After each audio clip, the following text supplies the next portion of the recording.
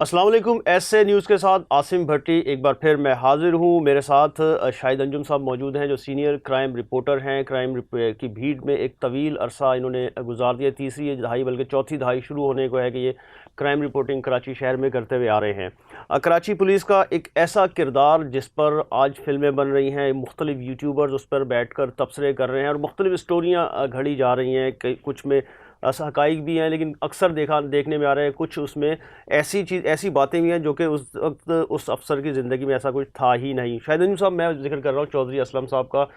چودھری اسلم کے ساتھ لگ بھگ کوئی آپ نے 20-22 سال کا زیادہ طویل عرصہ جو ہے آپ نے ان کے ساتھ گزارا۔ اس دوران اب ایک انڈیا نے فلم بنائی ہے، وہ فلم بھی آپ نے دیکھی۔ وہ کردار اور چودھری اسلم کا کردار کیا مماثلت کرتا ہے؟ دیکھیں، یہ تو پتہ نہیں انڈیا نے کہاں سے سٹوری بنائی ہے، مجھے اس کی سمجھ نہیں آ رہی ہے، اس لیے کہ چودھری اسلم کو جب سے میں جانتا ہوں وہ اے ایس آئی تھے اس وقت سے، اور لاسٹ ٹائم تک ان کی میری اچھی سلام دعا رہی۔ اس میں وہ کئی بار عطاب میں بھی آئے جس طرح کے کراچی کے حالات تھے۔ چودھری اسلم واحد پولیس افسر میں نے دیکھا تھا کہ جس کو اپنی نوکری سے عشق تھا۔ وہ کہتا تھا کرمنل کوئی بھی ہو، جرائم پیشہ کوئی بھی ہو، یہ میری ڈیوٹی ہے کہ میں نے اس کو نمٹنا ہے۔ اور آپ کو ایک مزے کی بات بتاؤں کہ میں نے بہت سارے افسران کو دیکھا بھی، بہت سارے افسران کے تمغے بھی دیکھے، بہت سارے افسران کے میں نے یہ دیکھا کہ ان کے نیم پلیٹ کے سامنے بہت کچھ لکھا ہوا ہوتا ہے ان کے بورڈ کے اوپر۔ کیا وہ کامیاب پولیس آفیسر ہیں؟ نہیں ہے۔ کیوں؟ اپنی ذات کے لیے لڑنا اور ملک کے لیے لڑنا دونوں الگ الگ چیپٹر ہے۔ چودھری اسلم واحد وہ پولیس افسر تھا جو واقعی اس ملک کے لیے لڑا۔ اور یہ جو فلم اس دن میں نے بھی اس کا تھوڑا سا حصہ دیکھا ہے، یہ تو پتہ نہیں کیا انہوں نے کس سے پوچھا ہے، کیا کس نے ان کو بتایا ہے کہ چودھری اسلم کا یہ مزاج تھا۔ یار اس کی آنکھ میں تو ڈر کا تصور ہی نہیں تھا۔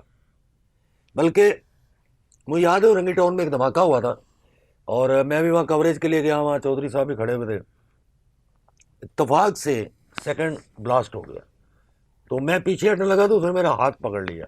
تو میں نے کہا یار بات یہ چودھری صاحب، آج کل آپ کو پتہ ہے ڈبل بمبنگ ہو رہی ہے اور یہ اتنے بلاک پڑے ہوئے ہیں، بلاک بم کا آج کل جو ہے وہ بہار آئی ہوئی ہے۔ تو اسے کہا یار 250 بلاک ہے، 250 بم تو نہیں ہو سکتا، بس دوسرا تھا پھٹ گیا، اب کیا کریں۔ بات یہ ہے کہ چودھری اسلم مان ہی کی جنا تھا۔ مجھے ایسا لگ رہا ہے کہ دوبارہ ہماری حیاتی میں تو مشکل ہے کہ کوئی چودھری اسلم پیدا ہو، اس کے بعد اگر کوئی ہوگا تو ظاہر ہے یہ تو دنیا ہے، اللہ پاک جس کو چاہے عزت دے دے۔ چودھری اسلم وہ نہیں تھا جو اس کو فلم میں دکھایا گیا، یا چودھری اسلم کا کردار جس طرح وہ گاڑی کے بونٹ پہ بیٹھا ہوا ہے اور وہ بونگیاں مار رہا ہے، چودھری یہ تھوڑی تھا یار۔ چودھری تو ایک نڈر دلیر، اتنا ٹائم وہ نہیں دیتا تھا جتنا ٹائم یہ کہہ رہے ہیں کہ رحمان کو دے دیا اور یہ کر دیا۔ بھائی وہ اتنا ٹائم دیتا ہے، اور دوسری بات وہ کسی سے ہدایت لیتا؟ سوال ہی پیدا نہیں۔ اس کو پتہ چل جائے جرائم پیشہ، وہ کسی سے پوچھتا ہی نہیں تھا، وہ کہتا جرائم پیشہ وہ ختم۔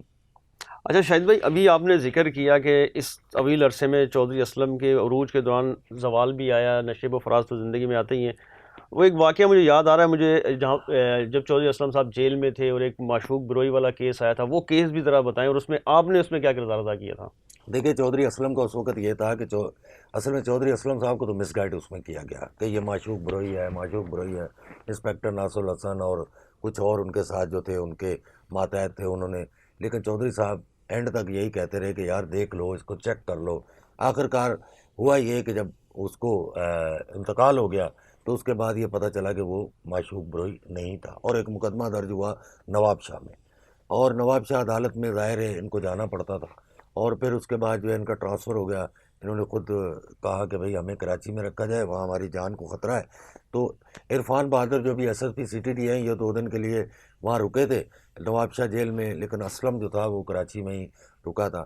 اور پھر میں نے میری تقریباً روز ان سے ملاقات ہوتی تھی، میری ان کی بہت اچھی تھی، اور ان کی وائف آج کل جس طرح کہ آپ نے دیکھا ہے سوشل میڈیا پہ جس طرح وہ بیچاری ابھی چیخو پکار کر رہی ہیں، تو اس وقت بھی وہ ظاہر ہے شوہر بند تھا، حالات ایسے تھے، ہر بندے سے دشمنی تھی، کوئی شریف آدمی سے تو وہ لڑتا نہیں تھا، ظاہر ہے بدماشوں سے لڑنا، جرائم پیشہ سے لڑنا، دہشت گردوں سے لڑنا۔ اور پھر کراچی کے جو حالات آپ دیکھیں 90 کی دہائی میں یا 2000 کی دہائی میں جو ہوئے، وہ چودھری اسلم لڑتا رہا، اور وہ سر عام لڑتا تھا، اس میں تو کوئی دو رائے تھی نہیں۔ تو مجھے ایک دن کال آئی کہ یار مجھ پر جو ہے نا وہ ایک پرابلم ہو گئی ہے، اور یہ کہا جا رہا ہے کہ بھئی اس کیس میں جو گواہ تھا اس کو جو ہے چودھری اسلم نے اغوا کرا لیا ہے اور آپ ذرا اس کو دیکھیں.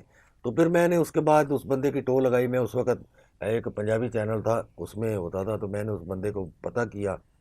میں تھا اور ماما جعفری ایک سندھی چینل میں تھے, تو ہم دونوں نے پتہ کرایا تو وہ بندہ اغوا نہیں تھا بلکہ وہ ایک جگہ رہ رہا تھا. پھر ہم نے اس کا انٹرویو کیا.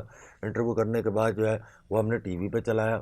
تو اس وقت جو تھا یہ ایک ماحول بنا تھا, لیکن اس میں چودھری سرخرو ہوا تھا. اور وہ بعد میں اس بندے نے عدالت میں بھی جا کہا کہ مجھے کسی نے کنڈیپ نہیں کیا ہوا تھا, میں تو اپنی مرضی سے وہاں رہ رہا تھا, گواہی کے لیے آ رہا تھا. اچھا شاہد صاحب, اس فلم میں دکھایا گیا کہ چودھری اسلم جو ہے, سنجے دت یعنی کہ جو چودھری اسلم کا کردار اس نے ادا کیا, اس نے بلٹ پروف جیکٹ پہنی ہے. آپ اور میں بھی لیاری میں نے مختلف آپریشن ان کے ساتھ دیکھے کیے بھی, اور اس ٹائم میں بھی ایک بڑے ادارے میں تھا. اس کے علاوہ ہب میں جب وائٹ ہاؤس پہ انکاؤنٹر ہوا اس میں بھی آپ گئے تھے. چودھری اسلم کو کہیں جیکٹ, بلٹ پروف جیکٹ میں کبھی دیکھا تھا آپ زندگی نے؟ میں نہیں میں نے دیکھی. بلٹ پروف جیکٹ تو آپ چھوڑ دیں, وہ کبھی بختر بند میں نہیں بیٹھا تھا.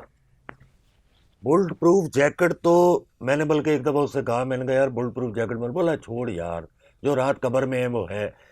Chaudhry Aslam bulletproof jacket تو کیا, وہ اپنی قمیض کے نیچے بنیان نہیں پہنتا تھا, وہ اپنے اس کے گریبان کے کبھی بٹن بند نہیں کرتا, اس کے کف بھی کھلے ہوئے ہوتے تھے, اور ہاتھ میں سگریٹ, اور اگر آپریشن میں ہوتا تھا تو ہاتھ میں پسٹل ہوتی تھی, ادروائز تو اس کے ہاتھ میں پسٹل بھی نہیں ہوتی تھی. تو بات یہ ہے کہ کسی کو اس طرح سے جو ہے وہ اس پر کوئی چیز فلما دینا, یہ آپ جب تک اس کے حالات واقعات اس تمام چیزوں سے واقف نہ ہوں, یہ بڑی زیادتی ہے ان کے ساتھ. اور پھر آپ کو یہ بھی بتا دوں, آپ اس فلم میں بار بار رحمان کا ڈکیت کا نام لیا گیا ہے. رحمان ڈکیت پہ ایک ڈکیتی کے ایف آئی آر کوئی بندہ مجھے دکھا دے, میں صحافت چھوڑ دوں گا.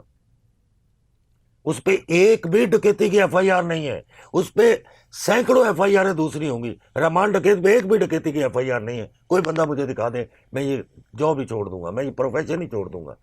او بھائی, کس نے کہا؟ اور پھر اس فلم میں جس طرح ہمارے پولیٹیشین کی توہین کی گئی, آپ یہ دیکھیں نا, ہمارے لیے وہ کتنے قابل احترام ہیں, ہمارے رکن قومی اسمبلی ہیں, اور آپ ان کو جو ہے وہ اس طرح سے آپ ان کی کردار کشی کر رہے ہیں. او بھائی, تم ایسے لوگ پیدا تو کر کے دیکھو پہلے, تمہارے ایسے پیدا ہوتے کہاں ہیں جو تم ہمارے بندوں کی کردار کشی کرنے چلے ہو. بہت شکریہ شاہد. بھارتی فلم میں کلبھوشن یادو کی اصل جو حقائق تھے ان کو مسخ کر کے وہاں کے جو ایجنٹ کو یہاں اتارا گیا, اور اس کا بالکل برعکس دکھایا گیا, جبکہ پاکستان نے کلبھوشن یادو کو ہندوستان سے, بلوچستان سے پکڑا اور ہندوستان کے مذموم عزائم پوری دنیا کے سامنے کھول کر رکھ دیے. دیکھتے رہیے ایس اے نیوز.